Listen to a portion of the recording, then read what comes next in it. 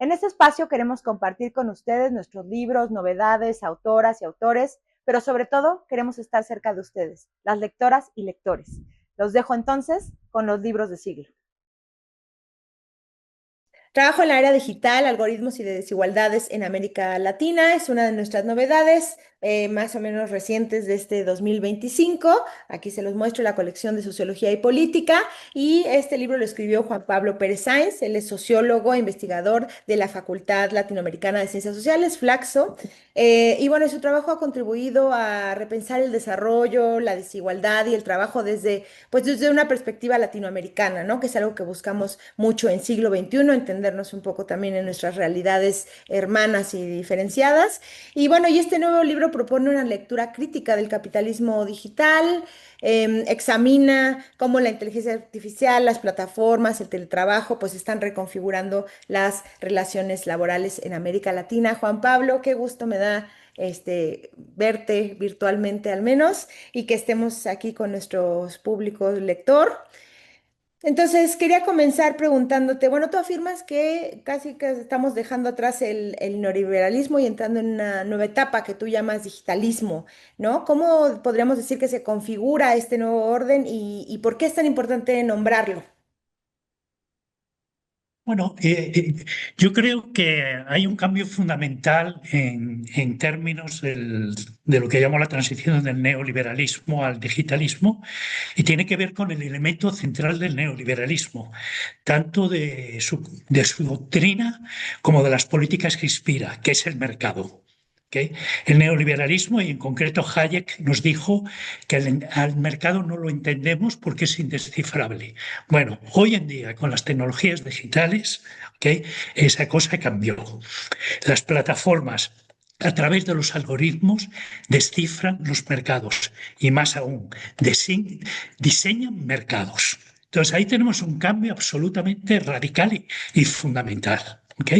Y entonces hay que empezar a pensar de que hay cambios. Y los cambios son a muchos niveles. Cambian las dinámicas de acumulación, ya no es tanto el predominio de la financiarización, es decir, el predominio de los bancos, sino lo que tenemos hoy en día son las big tech, las grandes tecnológicas, invirtiendo y desarrollando tecnologías digitales, pero además esas tecnologías digitales se difunden a través de toda la economía.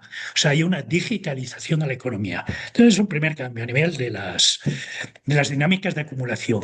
Tenemos cambios en términos de las relaciones laborales, que es lo que aborda el libro, fundamentalmente con la emergencia de lo que se llama el trabajo conectado y luego, como toda revolución tecnológica, la cuestión de la automatización del trabajo, que es un tema que trata el libro y que supongo que hablaremos luego más tarde. Pero tenemos cambios también a otros dos niveles importantes. A nivel del Estado, tenemos un Estado que a través de las tecnologías digitales se ha vuelto un Estado vigilante, pero también un Estado que también interviene sobre este proceso de digitalización. Y ahí hay un tema muy interesante que no se puede desarrollar en esta charla, que es lo que tiene que ver con modelos de digitalismo.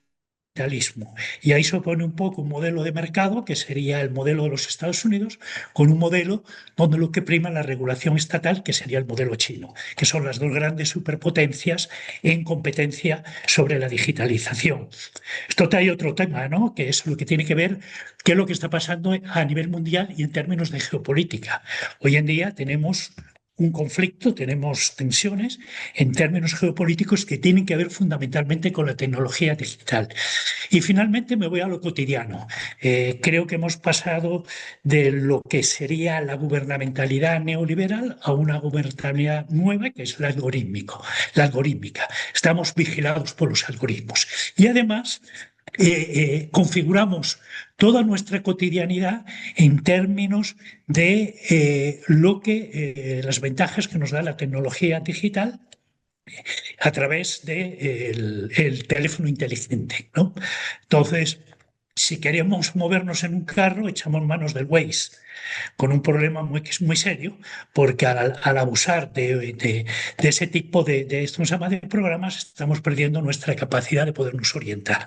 Entonces, yo creo que tenemos cambios a todos los niveles que creo que nos invitan, es que tenemos que empezar a reflexionar de la realidad de una manera distinta.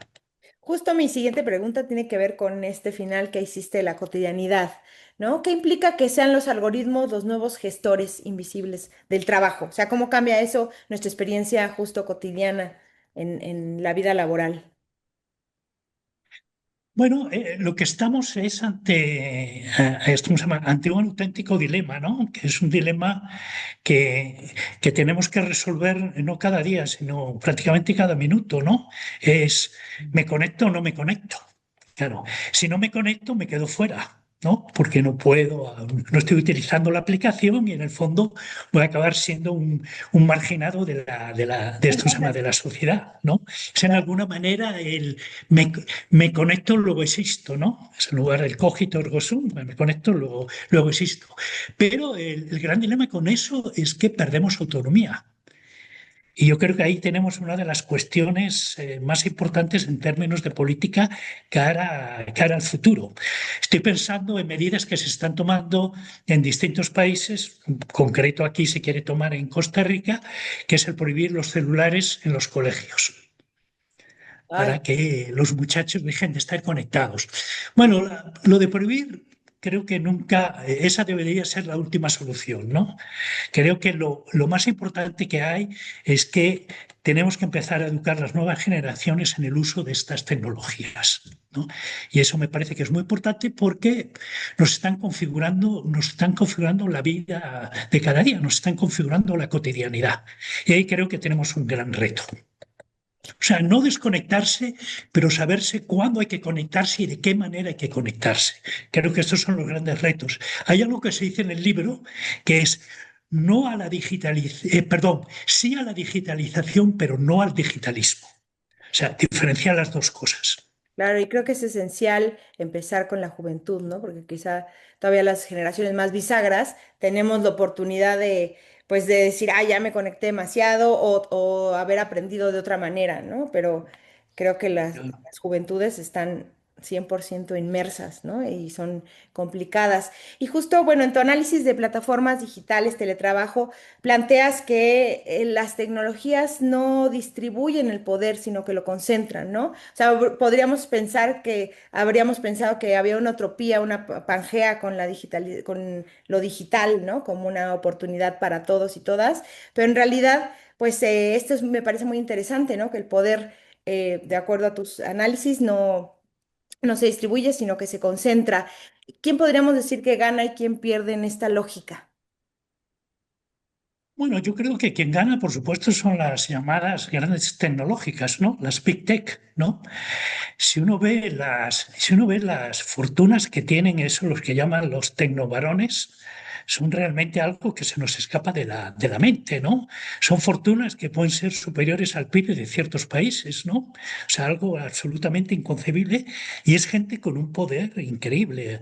Hay la analogía que se hace con los varones ladrones del siglo XIX, los Morgan, los Rockefeller, etcétera, en Estados Unidos, y se vive una especie de edad dorada y que en el caso de Estados Unidos ahora lo que hay es una confluencia entre poder político y poder económico que se ha visto muy claramente a pesar de que el matrimonio Musk-Trump acabó en divorcio, ¿no? Pero eso no significa que las Big Tech estén divorciadas de Trump, para nada, ¿no? O sea, las necesita el conflicto con China, ¿no? Entonces creo que los grandes ganadores son esos.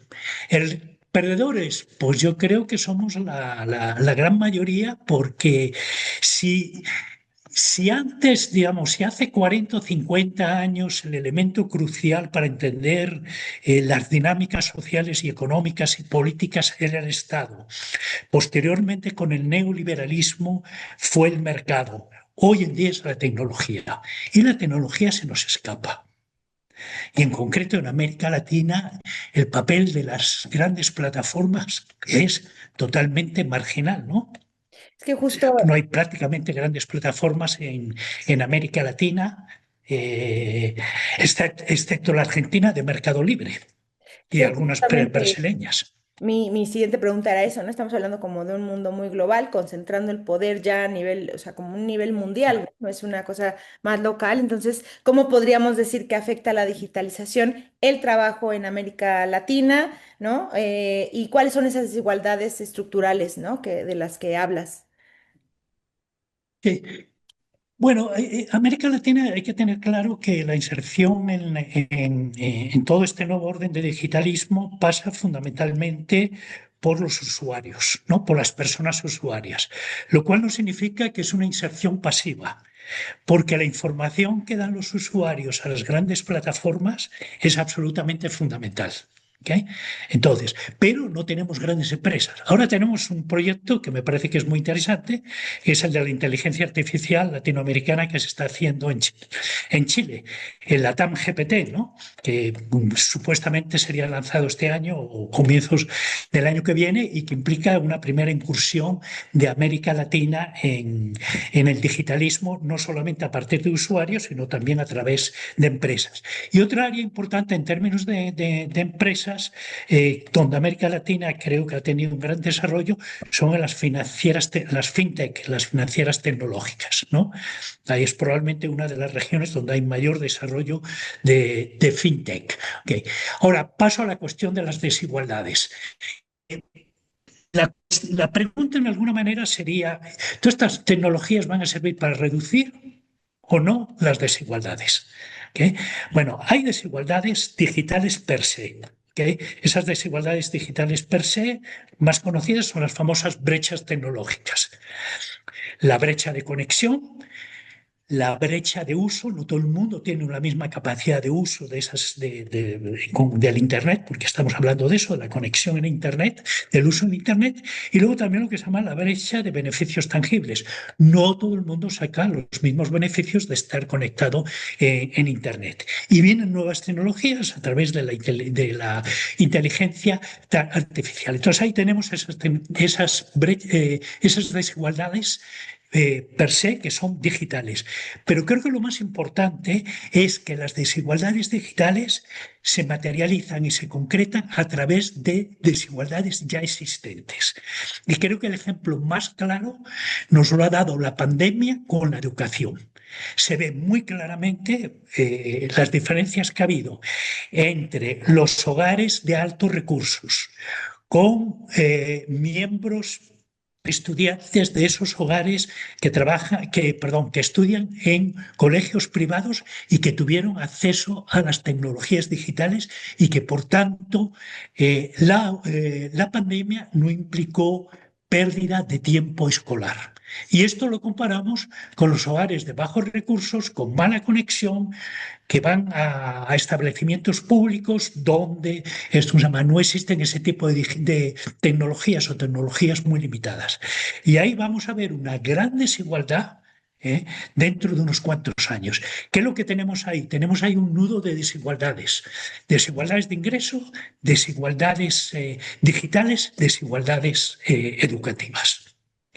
Totalmente, es verdad que la pandemia nos puso en jaque en muchos sentidos y sobre todo en el tecnológico. Estábamos al nivel, saber utilizar también las herramientas que existían y también pues la conectividad, ¿no? Y ahora me gustaría pasar a un tema que pues está muy candente y que además es preocupante, que es la inteligencia artificial. Ahora que decías que habláramos de la automatización, por supuesto, me gustaría que nos contaras cuáles son los riesgos reales de esa automatización y a qué tipo de trabajos podríamos decir que afecta más o afectará más, ¿no? ¿Cuáles serían los más vulnerables? Bueno, los riesgos son múltiples, no solamente laborales, incluso hay gente que el primer riesgo que colocan es el riesgo existencial, ¿no? El que lleguemos a tener una inteligencia artificial generalizada que lo que va a hacer es que nos hace a los humanos totalmente prescindibles, ¿no? Pero bueno, yo no quiero llegar a esos extremos, voy a hablar de lo que sé, que sería la cuestión del impacto sobre el trabajo. Bueno, estamos ante una revolución tecnológica, las revoluciones tecnológicas siempre traen innovaciones y hay fundamentalmente como dos narrativas respecto a si se va a perder trabajo o no se va a perder trabajo. La narrativa optimista es la que se dice sí, se va a distribuir trabajo, pero nuevas tecnologías implica también generación de nuevos puestos de trabajo. Y el saldo va a ser positivo. Okay. Están los pesimistas que lo que dicen es lo contrario. Va a haber más destrucción, okay, y por tanto lo que vamos a tener es pérdidas de trabajo. Lo que tenemos hoy en día es fundamentalmente ejercicios prospectivos. ¿Okay? Y hay estudios para todos los gustos, ¿okay? Para optimistas y para pesimistas. Lo que me parece interesante en el caso de América Latina es que América Latina tiene en sus mercados laborales eh, tiene un antídoto, pero que se inscribe dentro de lo que en el libro llamo una paradoja perversa. ¿Cuál es el antídoto? Contra la sustitución del trabajo por la tecnología. El hecho que los mercados laborales en América Latina son heterogéneos. Significa que hay trabajo en sectores de alta productividad y trabajo también en sectores de baja productividad. Los primeros son los que se van a ver afectados por el cambio tecnológico, porque ahí es donde se puede aplicar ese tipo de tecnología. Los otros no se van a ver afectados. ¿Okay? Eh, ¿Por qué hablo de que hay una paradoja perversa? Porque ese antídoto, para no vernos afectados, implica que tenemos que reproducir y mantener la marginación y la exclusión laboral. Oye, qué interesante eso. La verdad se escucha este complejo, ¿no? Y hablando de pesimismos, también tú cuestionas el solucionismo tecnológico, ¿no? Esa idea que la tecnología puede arreglarlo todo, ¿no? ¿Por qué sería una narrativa peligrosa? Porque, por dos razones, o sea, por las razones del autor que acuñó el término, que es el Eugene Morozov, ¿no? El bielorruso que es bien conocido de la gente que lee sobre cuestiones digitales. Él señala dos cosas. Primero, porque simplifica problemas. ¿Ok? Eso lo primero hace que los problemas se simplifiquen y justamente al simplificarlo, para cada problema va a haber un algoritmo que lo resuelva.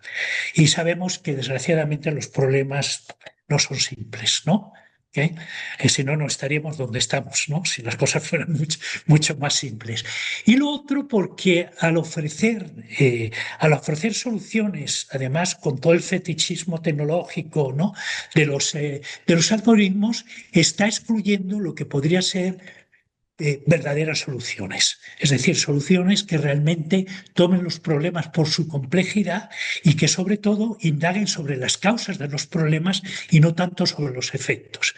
Esto de priorizar efectos sobre causa no es algo que introduce el digitalismo y el solucionismo tecnológico. Eso nos viene ya desde el neoliberalismo.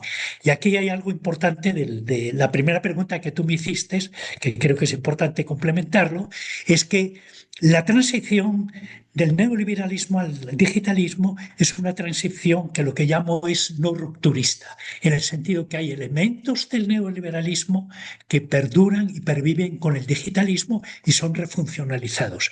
Es muy distinto de lo que nos pasó en América Latina en los años 80 y 90, donde el mercado se opuso al Estado.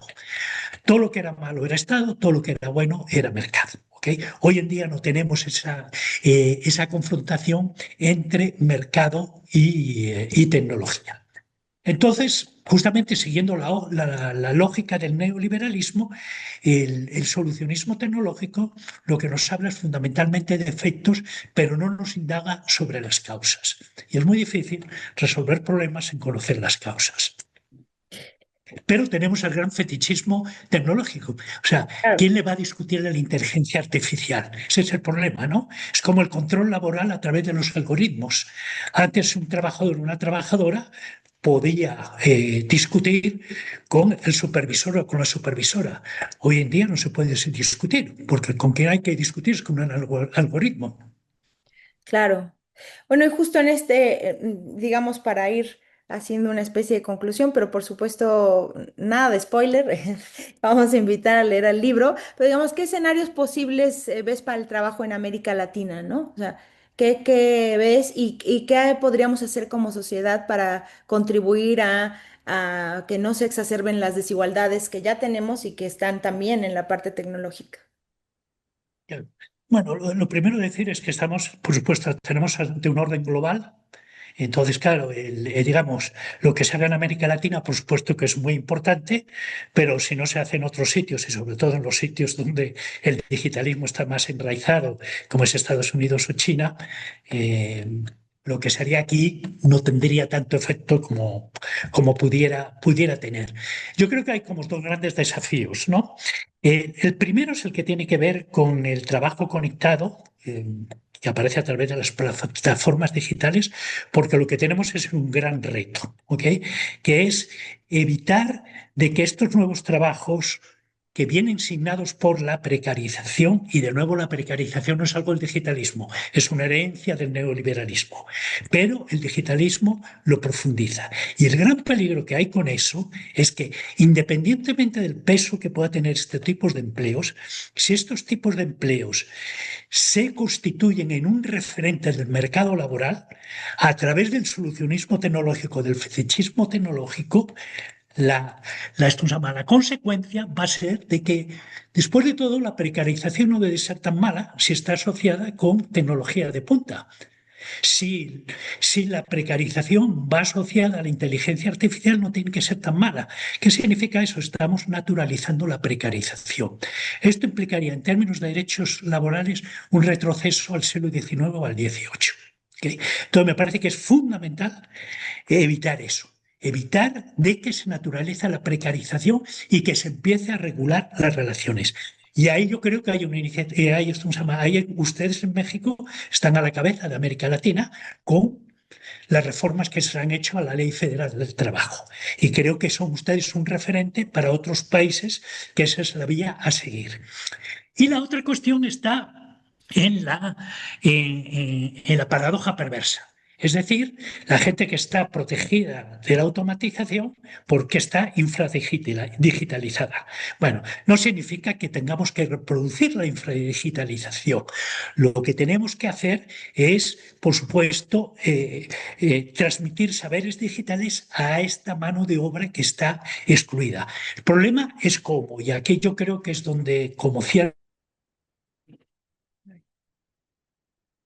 esta conversación, pero el libro cierra con una especie de metáfora, que es, me dicen que mi internet está, ¿sí me están escuchando bien? Ya, se fue, pero volvió. O sea, no. ¿Volvió? ¿Está bien? Volvió, Sí. está perfecto. Bueno, lo importante es lo que viene ahora, ¿ok? Entonces, quiero cerrar como cierra el libro, que es con una metáfora de que hoy el día el digitalismo se asemeja a un tren de alta velocidad. Va a una velocidad impresionante, ¿ok? No para, tiene muy poca capacidad de pasajeros, apenas para en sitios, en paradas, y lo más importante, quien lo está dirigiendo, el tren ese son las Big Tech y va por la ruta del lucro. ¿Qué es lo que necesitamos hoy en día? Necesitamos un tren de cercanías que vaya despacito, que tenga capacidad para que se pueda subir toda la gente que se quiera subir, que pare donde tenga que parar. Y lo más importante, que tengamos otros tipos de conductores y que la vía no sea la del lucro, sino la vía de la vida.